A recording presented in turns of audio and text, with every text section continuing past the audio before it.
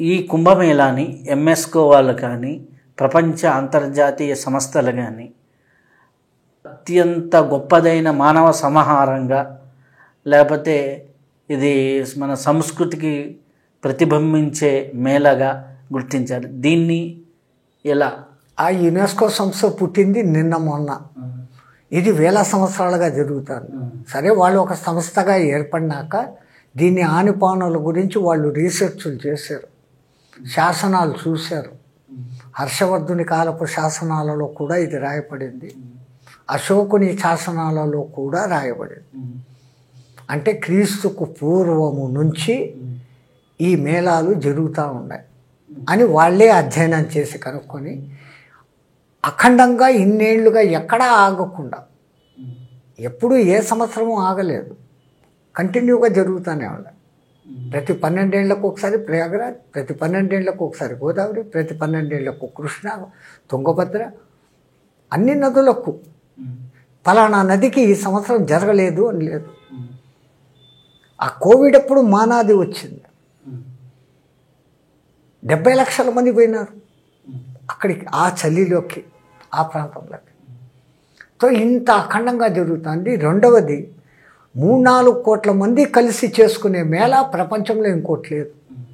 3-4 కోట్లు ఏంటి, ఇప్పుడు అది ఆ సంఖ్య 30 కోట్లకు చేరుకున్నది. ఈసారి ప్రభుత్వం వేస్తున్న, మా ఉత్తరప్రదేశ్ ప్రభుత్వం వేస్తున్న అంచనాలు, ఈ మొత్తం 45 రోజుల్లో ఇంచుమించు 40 కోట్ల మంది ప్రపంచవ్యాప్తంగా వచ్చి స్నానాలు చేస్తారు అని, దానికి తగిన ఏర్పాట్లు మా ముఖ్యమంత్రి, సెంట్రల్ గవర్నమెంట్ కూడా అంత దాన్ని ఒక ప్రతిష్టగా తీసుకొని చేస్తాను, ఎవరికి ఏ లోటుపాట్లు కాకుండా. ఎక్కువగా అక్కడ అగ్ని ప్రమాదాలు జరిగే ఛాన్సెస్ ఉంటాయి.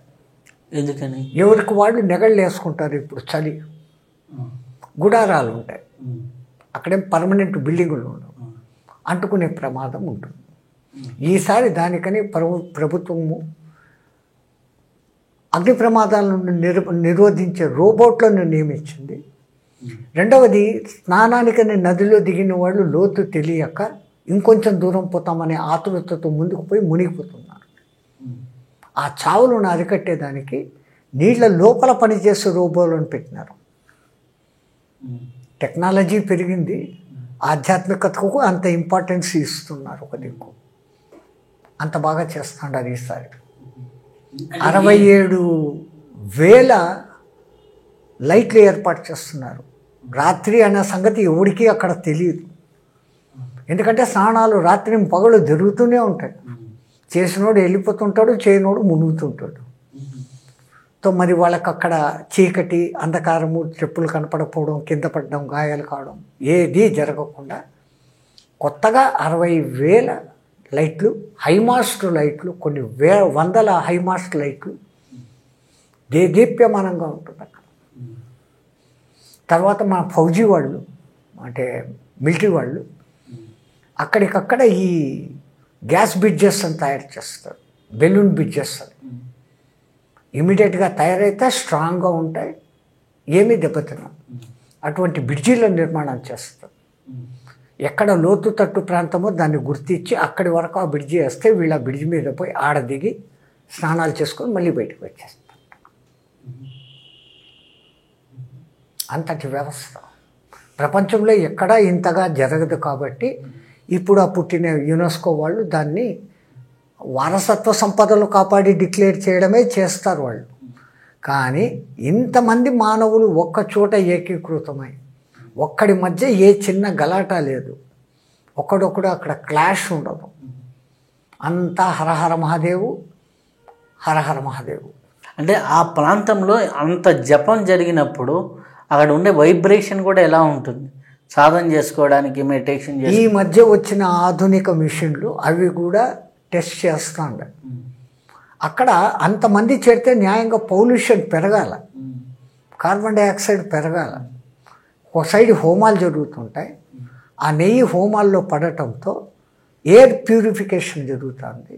నెయ్యి ద్వారా జరిగేది సైంటిఫికల్గా ఇదే అయితే, మంత్రం ద్వారా అక్కడ నిరంతరము మంత్రఘోష జరుగుతూ ఉంటుంది. అఖాడాల నుంచి వచ్చిన మహానుభావులు, గొప్ప గొప్ప పండితులు, వేదపారాయణ ఒక దిక్కు జరుగుతూ ఉంటుంది, వాళ్ళకి నిర్దేశించిన మంత్రాలు వాళ్ళు చదువుతుంటారు. అక్కడికి పంచాయతనం వాళ్ళు మాత్రమే కాదు, అందరూ వస్తారు. బౌద్ధులు వస్తారు, జైనులు వస్తారు, సిక్కులు వస్తారు. వాళ్ళ సాంప్రదాయాల్లో వాళ్ళకు నియమించిన ఏ మంత్రాలు ఉన్నాయో అవి వాళ్ళు చాంట్ చేస్తారు. ఆ చాంట్ వైబ్రేషన్ అనేది ప్యూరిఫికేషన్ చేస్తారు.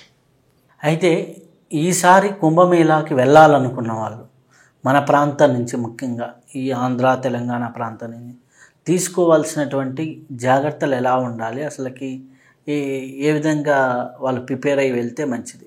పరమాత్ముడు అంత దూరం పోవాల్సిన అవసరం లేకుండానే మీ తెలంగాణ ప్రజలకు ఒక అద్భుత వరం ఇచ్చాడు. కాళేశ్వరం అని మీకు ఆంధ్రాలో ఉంది. ప్రణీత, గోదావరి అక్కడ కలుస్తాయి. నేను ఇంతకుముందు చెప్పాను, ఎక్కడ 2 నదులు కలుస్తాయో సరస్వతి మాత అక్కడ అంతర్వేణిగా ఉంటుంది. కాబట్టి తెలంగాణ ప్రభుత్వం కూడా ఇప్పుడు శ్రద్ధ తీసుకొని అక్కడికి పోలేని వాళ్ళు ఇక్కడ చేసిన అదే పుణ్యము, అది కూడా త్రివేణి సంగమమే. ఎందుకంటే సరస్వతి ఎప్పటికీ అంతర్వాణి, అక్కడ 2 నదుల సంగమం జరుగుతుంది. అక్కడ ఇది చేసుకోవచ్చు అని వాళ్ళు డిక్లేర్ చేస్తున్నారు.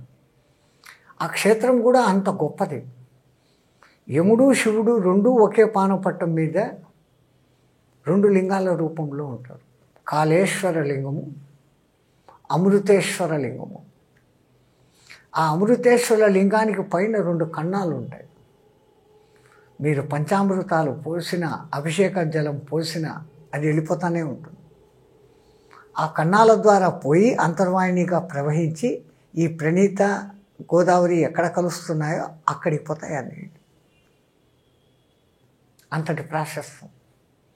ఇంకా కూర్మనాథుడు అనేది మీకు ఆంధ్రాలో ఒక చోట శ్రీకూర్మం అనే క్షేత్రం ఉంది. మత్స్యావతారానికి ఎక్కడా లేదు. మొట్టమొదటిది మత్స్యావతారం. ఆ కాళేశ్వరంలో అక్కడ మత్స్యావతారానికి పూజలు జరుగుతాయి. కాబట్టి మీరు అక్కడికే పోయి అన్ని కోట్ల మందిలో ఆ ఇబ్బంది పడాల్సిన పని లేదు. అక్కడికి పోయిన వాళ్ళు నాకు వసతులు ఏంటి, నేను ఎక్కడ ఉండాలా, నాకు అన్నం ఎక్కడ అని చూడాల్సిన పనిలే. అన్నం అయితే దొరికేస్తుంది. ఎక్కడ పడుకున్నా కానీ మీది ఏమీ పోకుండా పోలీస్ ప్రొటెక్షను, ఇంకా హోమ్ గార్డ్స్ వీళ్ళ రక్షణ ఉంటుంది. ఏ భయము అక్కడ లేదు. ఎక్కడ జగ దొరికితే అక్కడ 4 గుంపుగా పడుకొని నిద్రపోవడమే. లేస్తే రండి భోంచేయండి అని చెప్పేవాళ్ళే తప్ప మీకు తిండి గురించిన చింత లేదు. కాకపోతే ఈ ట్రైన్లు దొరకడం, బస్సులు దొరకడం, ఫ్లైట్లు దొరకడం కంప్లీట్ జామ్ ప్యాక్. రిజర్వేషన్లు దొరకవు, మొత్తం ప్యాక్డ్. అప్పుడే ముందట్టుకునే ఎంతోమంది బుక్ చేసేసుకున్నారు. అంత ఇబ్బంది పడిపోవడం ఎందుకని మీ తెలంగాణ గవర్నమెంటు ఈ మధ్య దాన్ని ప్రచారంలోకి తెచ్చింది, కాళేశ్వరం. అయితే ఈ కుంభమేళా ఒక విశేషానికి ఇంత ప్రాశస్త్యం ఉంది కదా, ఇది ఎన్ని యుగాల నుంచి జరుగుతుంది? ఈ కలియుగంలోనైనా ఇంకా పూర్వ యుగాల్లో కూడా? ప్రతి యుగంలో, కలియుగంలో ఇది ఇట్లే జరుగుతూ ఉంటుంది. ప్రతి యుగంలో 4 యుగాలు వస్తుంటాయి. ప్రతి మహాయుగంలోనూ 4వ యుగంగా కలియుగం వస్తూనే ఉంటుంది.